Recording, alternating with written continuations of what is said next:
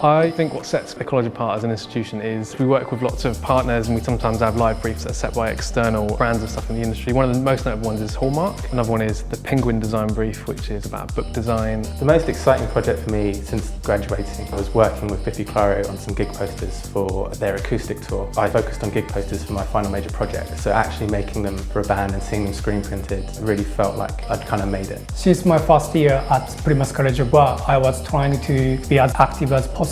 Also, I was trying not to miss any opportunities. I joined all the events, all talks, all workshops. I've always loved drawing from a young age. I played around in college with textiles and graphic design. When I was looking for a course to study at university, I saw that illustration was an option, so I could just purely draw and nothing else. The most distinctive part of graphic design at Plymouth College of Art is the opportunity that we have to interact with the local design community. We have really strong links. The design community actively come in and help our students, mentor our students, and really provide the opportunity to showcase their work to them and pitch ideas and get valuable feedback from industry. During my 3 years, I did a fair bit of extra outside of the course. I did a few projects with some of the Plymouth College of Art staff, and it meant that when 33 Seconds were looking for an intern, they had contacts at Plymouth College of Art.